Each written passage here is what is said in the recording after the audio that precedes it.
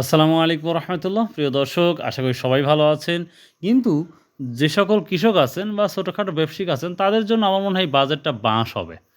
আমার কেন যেন মনে হয়। তো কিছু আলোচনা করব, তাহলে ইনশাআল্লাহ বুঝতে পারবেন। দেখেন, মোট বাজেট ৯.৩৮ লাখ কোটি টাকা। ডলারের প্রায় ডলারের প্রায় $৭ বিলিয়ন লক্ষ।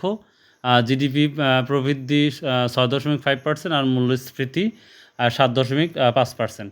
অর্থাৎ সরকার চায় অর্থনীতি বাড়ুক কিন্তু দাম নিয়ন্ত্রণে থাকুক। যদিও বাস্তবে এটা চ্যালেঞ্জিং, অবশ্যই চ্যালেঞ্জিং, 100% চ্যালেঞ্জিং হবে। কারণ এভাবে যদি থাকে, আই এম সিওর কৃষিপণ্য তো অবশ্যই দাম কমতেছে এবং কৃষিপণ্য এই অবস্থাতেই থাকতেছে। তো আমি কেন বলতেছি, আমি কয়েকটা প্রমাণ আপনাদের দেখাবো, একটু ওয়েট করুন। দেখুন, তারপরে আলোচনা করবো ইনশাআল্লাহ আমরা। খবর, চাল, গম, আলু, পেঁয়াজ, চিনি এবং ভোজ্য তেল সহ প্রায় 60টি জরুরি খাদ্য ও কৃষি পণ্যে কর ও শুল্ক কমানোর প্রস্তাব করা হয়েছে। ফলে বাজারে এসবের দাম কমতে পারে। প্রিয় দর্শক, আমি শুরুতে কিন্তু একটা কথা বললাম, বিষয়টা কেমন আসলে বিষয়টা বুঝতে পারছেন। তো যাই হোক, আজকে ন্যাচারাল পরিবেশে আমি আজকে এই ভিডিওটা তৈরি করতেছি। ভাবলাম যে সাধারণ মানুষ যারা বুঝে না, তাদের জন্য এই ভিডিও নিয়ে করতে আসছি। যাই হোক, আমার পিছনে দেখতে পাচ্ছেন সুপারি গাছ প্রচুর, এবং সেই সাথে আমরা এখানে আমি আসছি যে পরিবেশটা দেখতে অনেক সুন্দর লাগতেছে।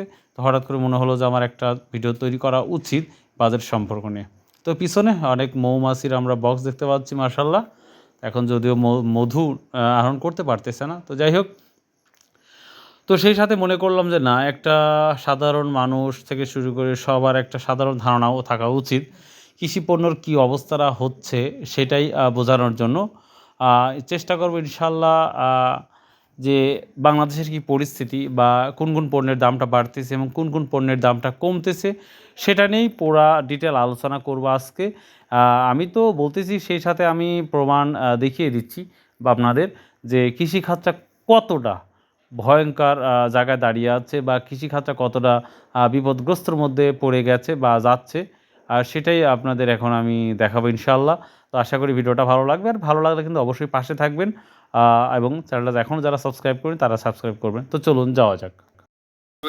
চলে এলো 2026-27 অর্থ বছরের নতুন প্রস্তাবিত বাজেট। প্রতিবারের মতো এবারও সবার মনে একটাই প্রশ্ন, নতুন বাজেটের পর কোন কোন পণ্যের দাম বাড়তে চলেছে আর কোনগুলো নামছে সাধারণ মানুষের নাগালের মধ্যে।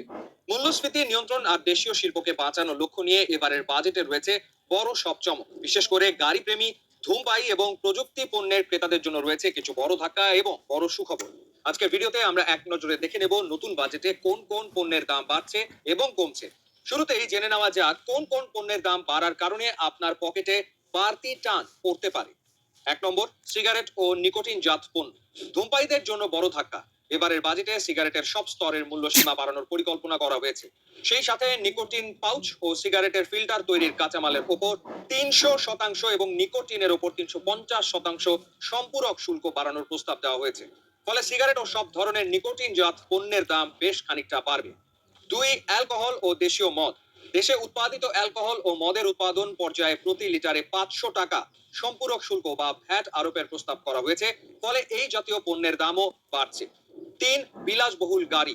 যারা তেল চালিত গাড়ি কেনার কথা ভাবছেন তাদের জন্য দুঃসংবাদ, 1200 থেকে 1600 সিসি ক্ষমতার লাক্সারি গাড়ির কর হার উল্লেখযোগ্য হারে বৃদ্ধি এবং অগ্রিম আয়কর দ্বিগুণ করার প্রস্তাব দেওয়া হয়েছে। 4, আমদানিকৃত কাজু বাদাম ও পাঙ্গাস ফিলেট।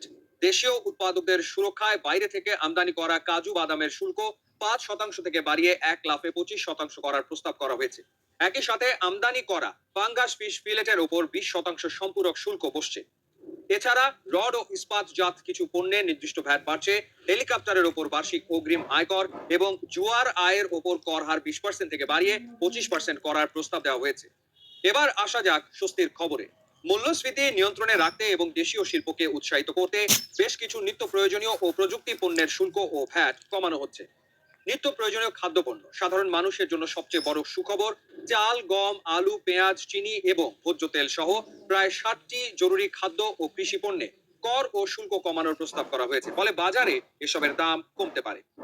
ইলেকট্রনিক্স ও গৃহস্থালী সামগ্রী, আপনার ঘর সাজানোর খরচ এবার কমবে। দেশীয়ভাবে উৎপাদিত fridge, AC, washing machine, Blender এবং কিচেন অ্যাপ্লায়েন্সের ওপর ভ্যাট ছাড় দেওয়ায় এগুলোর দাম কমতে পারে। প্রযুক্তি পণ্য, যারা ফ্রিল্যান্সিং করেন বা নতুন গেজেট কিনতে চান তাদের জন্য সুখবর। কম্পিউটার, ল্যাপটপ, প্রিন্টার, মনিটর এবং মোবাইল ফোনের স্থানীয় সংযোজন ও আমদানিতে শুল্ক ও ভ্যাট ছাড়ের সুবিধা দেওয়া হচ্ছে। চিকিৎসা সামগ্রী, জীবন রক্ষাকারী ওষুধ, চিকিৎসা যন্ত্রপাতি এবং বিশেষ চাহিদা সম্পন্ন মানুষের ব্যবহার্য পণ্যে কর কমানো হচ্ছে। সোলার এনার্জি ও ই বাইক, পরিবেশ বান্ধব সৌর বিদ্যুৎ এবং ই বাইকের দামও এই বাজেটের কারণে কমতে যাচ্ছে। এবারের বাজেটের সবচেয়ে আকর্ষণীয় পার্ট হচ্ছে ইলেকট্রিক বা বৈদ্যুতিক গাড়ি ইভি। পরিবেশ বান্ধব এই যানের ব্যবহার বাড়াতে সরকার করের বোঝা এক ধাক্কায় অনেক নামিয়ে এনেছে। বর্তমানে ইভি আমদানিতে কর হার প্রায় 93%, কিন্তু নতুন প্রস্তাব অনুযায়ী $25,000 মূল্যের ইভিতে কর কমে হচ্ছে 64% এবং $25,000 থেকে $50,000 ইভিতে শুল্ক কর হচ্ছে 80%। এমনকি বৈদ্যুতিক গাড়ির নিবন্ধন ও ফিটনেস নবায়নের সময় যে অগ্রিম কর কেটে রাখা হতো সেটিও কমানোর দারুণ উদ্যোগ নেওয়া হয়েছে। অর্থাৎ আগামী দিনে ইভি কেনা মধ্যবিত্তের জন্য আরো সহজ হবে। এবারের বাজেটে শুধু গাড়ি বা সিগারেটই নয়, বড় চমক এসছে স্বর্ণ এবং আইটি খাতেও। সোনা আমদানির ক্ষেত্রে ভ্যাট ও করের নিয়মে বড়সড় পরিবর্তন আনা হচ্ছে। স্বর্ণালংকার সরবরাহে বিদ্যমান 5% উৎসে কর 1 লাফে কমিয়ে মাত্র 0.5% করার প্রস্তাব রয়েছে।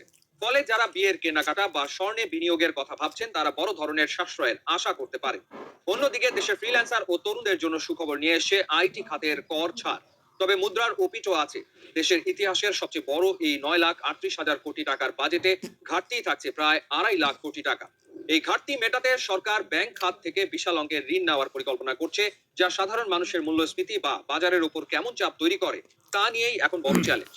তো এই ছিল 2026-27 অর্থ বছরের প্রস্তাবিত বাজেটের লাভ ক্ষতির খতিয়ান। নিত্য প্রয়োজনীয় পণ্যের দাম কমানোর এই সিদ্ধান্ত বাজারে কতটা প্রভাব ফেলবে বলে আপনি মনে করেন? আর সিগারেটের দাম বাড়ানো প্রিয় দর্শক, বুঝতেই পারছেন যে কী অবস্থাটা হচ্ছে এখন। তো এই অবস্থায় যদি চলতে থাকে তাহলে যেটা লক্ষ্য করা যাচ্ছে, নিশ্চিত বলতে পারি যে কৃষকের জন্য যে আমরা আশা করেছিলাম ভুট্টা বলেন, গম বলেন, সরিষা বলেন, ধান বলেন, সব কিছুই যেন একটা পজিটিভ আমরা একটা দেখতে চেয়েছিলাম বা আশা করেছিলাম। কিন্তু সেই আশাটা মনে হচ্ছে না যে ভালো কিছু হবে। দিন শেষে কৃষকেরই লস, বা যারা এখনও ছোট ব্যবসায়িক আছে তাদের জন্য আমার মনে হয় যে লস। এবং ছোট ব্যবসায়িক না, যারা কৃষকের সাথে বিজনেস করে তারা সকল মানুষের জন্যই ক্ষতিগ্রস্ত হবে। তবে কিছু কিছু পণ্য যেমন ইলেকট্রিক বা অন্য কিছু কমেছে, সেই দিক দিয়ে মোটামুটি স্বস্তি আছে। কিন্তু দ্রব্যমূল্যের দামটা যদি, বিশেষ করে যদি কৃষিখাতটা যদি একটু ডেভেলপ হতো, একটু বেশি না, একটু ডেভেলপ যদি থাকতো, তাহলে মনে হয় আমার জন্য, আমি বলতেছি যে কৃষকের জন্য একটু ভালো হতো এবং কৃষকেরা প্রতিটা জায়গায় হয়তো পজিটিভ দিক লক্ষ্য করতে পারতো। এবং এই বাংলাদেশ যে কৃষিপণ্য একটি দেশ, সেখানে আরও অগ্রগতি হতো এবং দেশটা আরও ডেভেলপ করতে আশা করা যায়। তো প্রিয় দর্শক, জানি না কতটুকু এই নিউজটা আপনার ভালো লাগবে। যদি ভালো লাগে থাকে অবশ্যই পাশে থাকবেন। ভালো থাকবেন, সুস্থ থাকবেন। আসসালামু আলাইকুম ওয়া রাহমাতুল্লাহ।